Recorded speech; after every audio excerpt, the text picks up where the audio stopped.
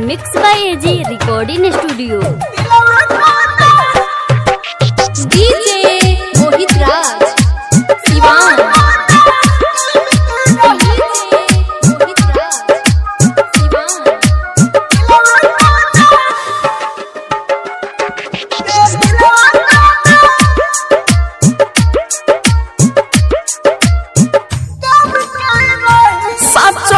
छोड़ के तू जइबे काज पगली, छोड़ के तू जइबे काज पगली,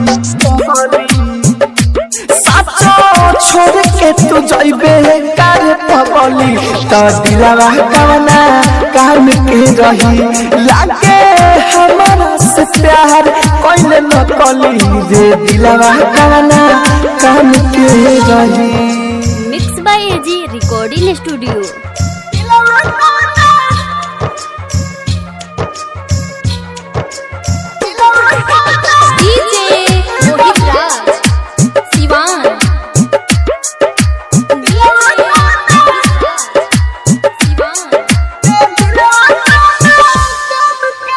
शादी के बाद कहले जननी मजा करे, खिलल प्यार ऐसन कई दिन खाखरे, कई दिन खाखरे।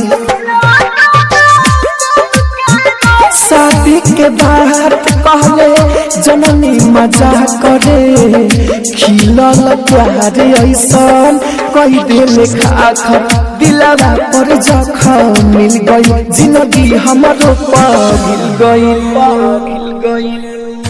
हमके छूटा अकेला ते हकली, हमके छूटा अकेला ते हकली रे। दिलवा कवना काम के रही, लागे हमारा से प्यार कोई न कली रे। दिलवा कवना काम के रही। आप सुन रहे हैं एजी एंटरटेनमेंट की धमाकेदार प्रस्तुति।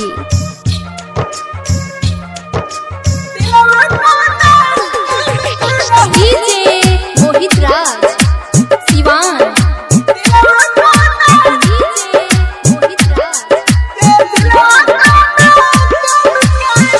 कोई का वादा सारा रहे तोरा करे, कैसन बहालत तनी हमरो देख रे, हमरो देख रे। कोई का वादा सारा रहे तोरा करे, कैसन बहालत तनी हमरो देख रे। आज तक रहले ते साथ में, भूलिए हमके बात में, भूलिए हमके बात। राहुल गुडू बोला देने के ढकली, राहुल गुडू बोला देने के ढकली रे। दिलवा कवना काम के रही, लागे हमारा से प्यार कोई न कली रे। दिलवा कवना काम के रही। एजी रिकॉर्डिंग स्टूडियो रोशनपुर सपहा।